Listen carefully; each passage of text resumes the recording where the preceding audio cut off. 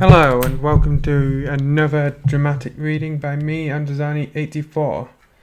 Today I'm going to do something a bit different and read a Super Sentai fanfic which wasn't very well received. Super Sentai versus Power Rangers. You probably won't know about as much you probably do about Sherlock, so if you are here from those videos, I suggest you won't know much of what I'm talking about. Anyway, I'm going to be reading there's 36 chapters, so I think I'll do the first 3. Alright, we start with chapter 1, Prologue. There are 2 universes that exist, the Super Sentai universe and the Power Rangers universe. One of each other, one almost parallel to each other. That's not the best text you could have used. Super Sentai universe, he's put an apostrophe with no S. Own Earth. It has been attacked by more villains, more cruel than those in the Power Rangers universe. Again, and that's redundant text, and you put in an apostrophe for no real reason. They were the Black Cross Army, Crime, Egos, Vader Clan, Black Magma, Death Dark, Jasinka, Gia, Gosma, Mess, Tube, Volt, Boma, Vyram, Bandora Gang, Gorma, Yokai, Paranoia, Bozok, Neji Regia, Balban, Sima Clan, Londa's Family, Orgs, Jakanja, Evolian, Alienizers, Inferja, Negative Syndicates, Rinjuken and Genjuken, Gaiark, Gadoshu, and revolved to Braderan with Warstar, Yumaju and Matrintis. Well, sorry folks, Gokai isn't canon here. Well, let me say one thing about my list. 1, you used 2 different spellings for Jew, one with an I and one without, but both retaining a J and 2 U's. 2, you left out Zone, the villain group that was between Boma and Vyram. And 3, saying that Gokai isn't canon is a really good way to annoy a lot of people, as I've found. Okay, now let's continue. However, during the past, a parallel, or sort of, was created when the Power Rangers exist. A parallel what? A parallel universe? Parallel Earth? Please specify.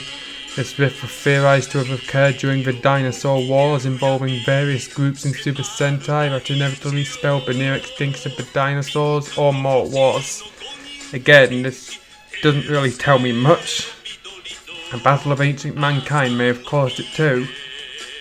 Inevitably, the Power Rangers universe was somewhat created just like how Dino Earth came to existence. He doesn't explain how it came to existence, but those of you who have watched Abba Ranger, Dino Earth was created when the meteor that hit the Earth from prehistoric times split it into 2 dimensions. Dino Earth, where the dinosaurs were dominant, and another Earth, our dimension. It's basically like that Mario Brothers movie, but better written. The Power Rangers world, for at least 5 years, it became a victim of a residual effect.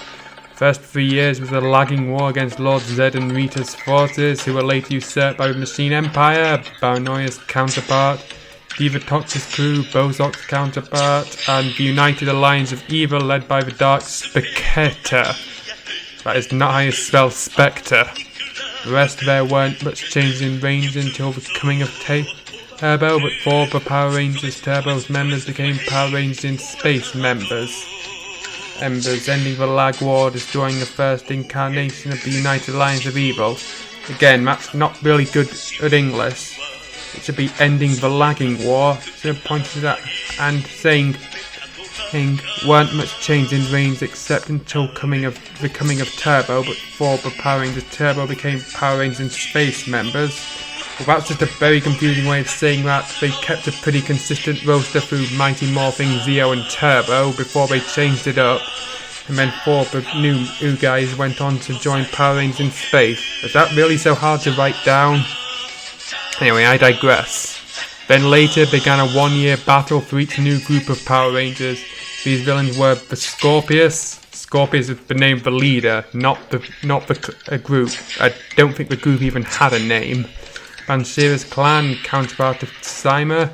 And that's another thing. Why do you only do it for certain villains? You say that saying that the Machine Empire, Divatox, and Danshira are the counterparts to Baranoia, Bozok, and Cyma, but you're not saying things like Rita is the counterpart to Witch Bandora, Bugoma, and the Yokai.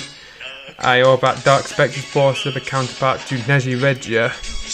Rancic's Mutant Gang, the Orgs of the Power Rangers universe, another apostrophe for no apparent reason. Lothor's forces, Megazog's forces, Trubian Empire, well, sort of an alienizer, but it was in 2025. Well, that's rather confusingly written. A close replica being Fursa, but not close enough. Yeah, they had a name too. It was the Morlocks. Oh. Dumber versions of the Negative Syndicate, and Flurious is so dumb. Yes, yeah. I think I should mention here that this author really hates the Bruce Callis era of Power Rangers and lets that show in the text, which is one of its biggest criticisms.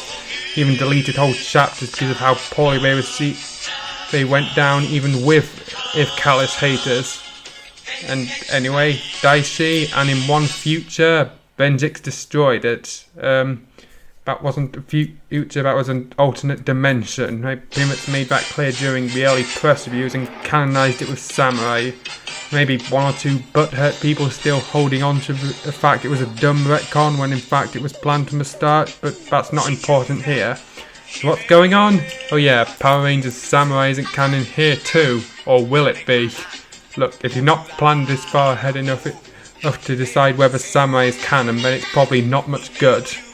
And now, an unfortunate incident has caused the worlds to collide, even in between time periods. Now a new incarnation of the United Alliance of Evil has surfaced under new leadership. Well yeah, it's a new incarnation, of course there's probably going to be new leadership, there'll probably be new membership as well. Oh yeah, I don't own Super Sentai and Power Rangers.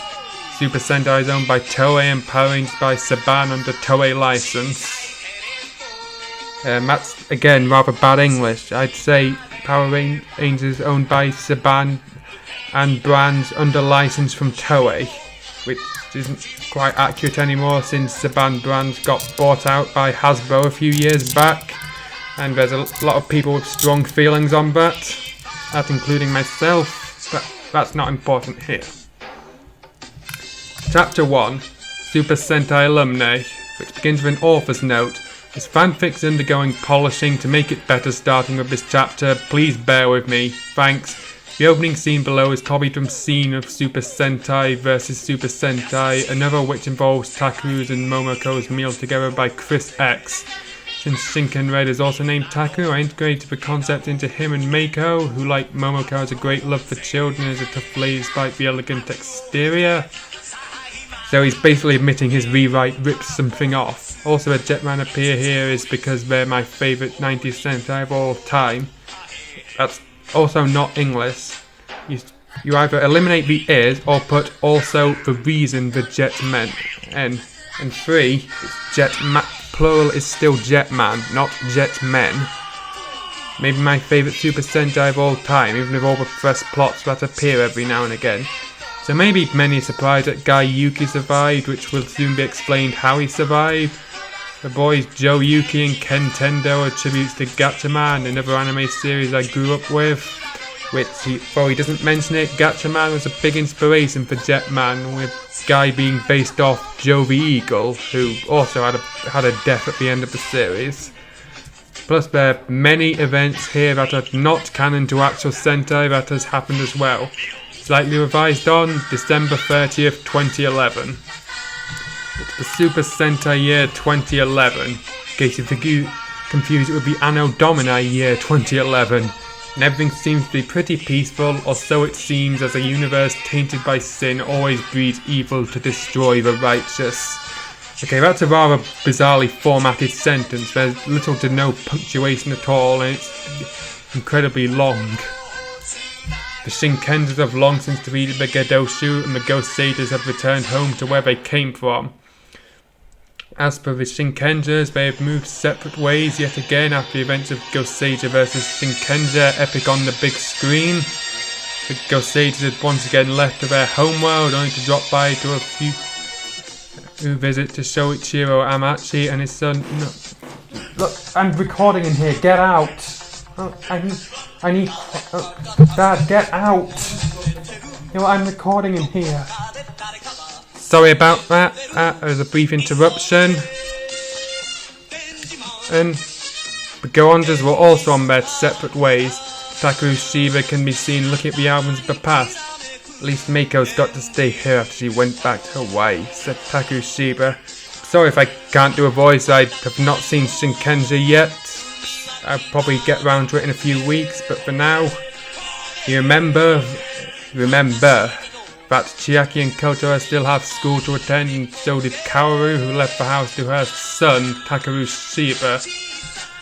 Okay, again another bizarre sentence. The Inosuke, which is rather atrociously spelt, had finally moved from kabuki to higher forms of acting. Does anybody really consider kabuki a really low form of acting? Let me know. The Go-Onders are probably still saving other brain worlds, and the Ghost Ages were probably fighting other evil elements they didn't know of. They're all fun to meet, but I'd want to fight side by side with other heroes, even if they came from another world, said Takeru Shiba. And that is how you do not do foreshadowing, by incredibly clunky, not funny at all dialogue. Mako, she somehow had her heart in Tokyo. I kid you not, it was literally written down that way. And her heart was kind of near to Takeru Shiba, where they both started their own dojo. She was helping in their dojo whenever they were not around. I kind of think this is a bit more for die-hard fans, but I doubt it's gonna resonate well with a lot of them, if they don't know what you're talking about. Well, Takeru's asking me out. How nice. Maybe it's time I realise what I feel about him too, said Mako. Oh, I should probably mention that at this point his way of indicating speech is to put the words in italics rather than, I don't know, punctuation marks, which make a bit more sense. Mako then dropped by Takeru Shiba's chambers.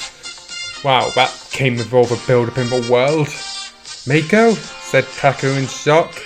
And now he's actually gone on back to the inverted commas for speech. And despite the fact he's supposed to be surprised, probably supposed to be shocked, there's no question mark. Takeru, have you forgotten about our dinner? Said Mako. I'll be in the shower and be changing to my attire in a few minutes. Who says be changing to my attire? Even in Japan, and I doubt that's common speech. I doubt even TV Nihon would romanize something as that. Oh, I forgot, said Takeru Shiba. How can you forget? It's literally something you've been probably planning for a while. Sorry, Mako, the car is ready though. It was a night where the two of them got together for a formal dinner. Yeah, you just said they were supposed to have a dinner in a few minutes. It's in my last segment, but yeah, remind us. Mako wore a formal black dress and Takeru Shiba was in a black suit. They both were in a buffet in a fancy European restaurant. If it's fancy, I doubt there's a buffet. Those two words generally do not mix in my dictionary.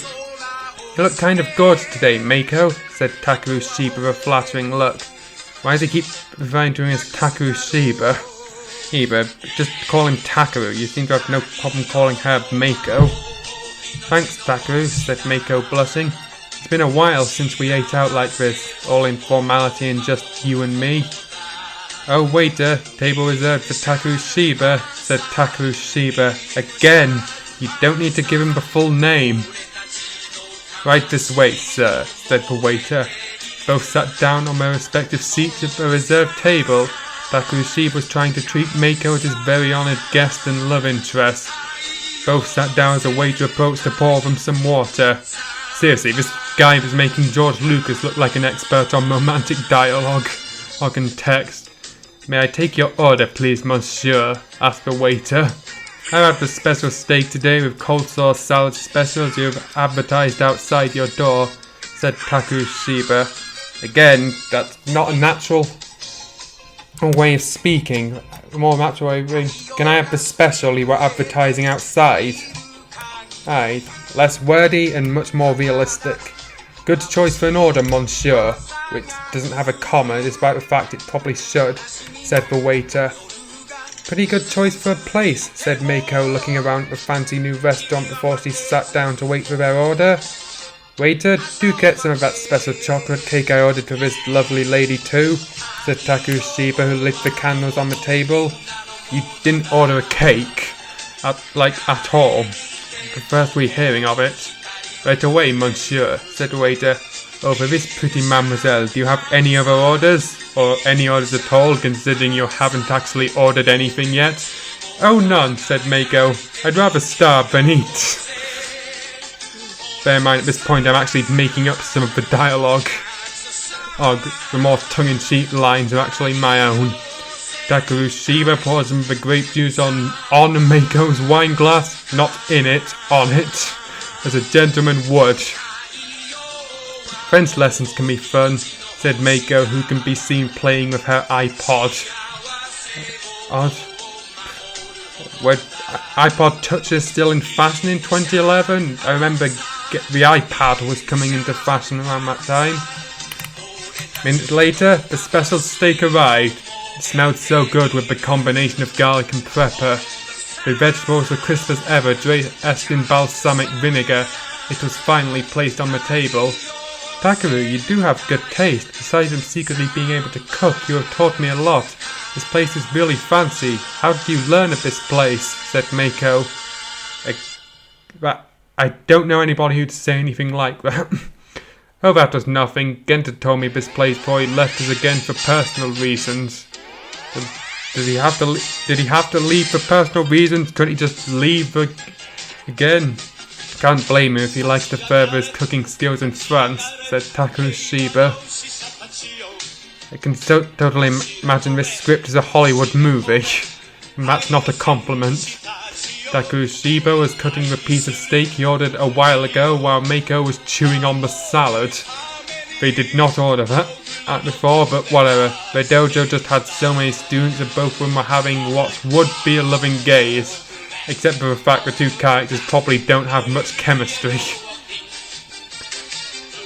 There was also a sad gaze at Mako's face while Canon in D minor played on the background via piano. I'm not going to change the music to match this, so don't even expect it.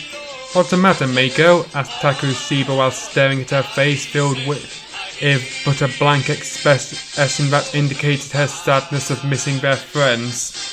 That's probably one of the clunkiest sentences in this fic so far, and that's saying something. It only came every once in a while. She was just alone with Takushiba. Oh, nothing really, said Mako, who tried to hide her sorrow of not seeing the other Shinkenjas around her. You literally just said why she was so sorrowful. You don't need to repeat it. Your voice lies.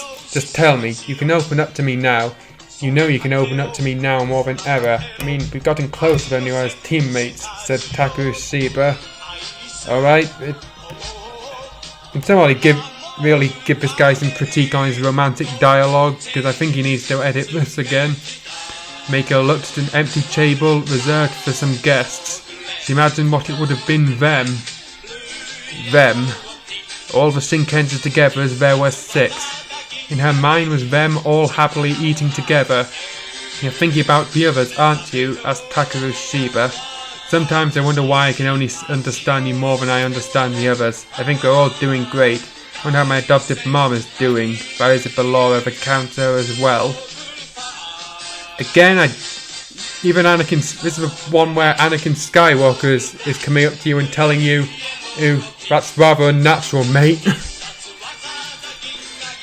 You did the best thing in the world to adopt you in order you can continue your job as Shinken Red, even if it was later laughed at the registry. If you didn't, I don't think you'll be able to fight with us to finish Oku, said Mako.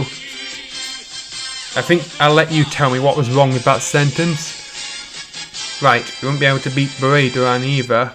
She was also the one who freed me from Ghetto. So Mako, I do think that we can really meet our fellow Shinkenjas once again, one way or another, said Takushiba.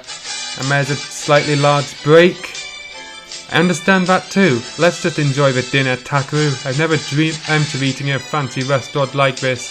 Oh, by the way, thanks for the dark chocolates too. They're pretty much my favourite, and roses are my favourite flowers, said Mako.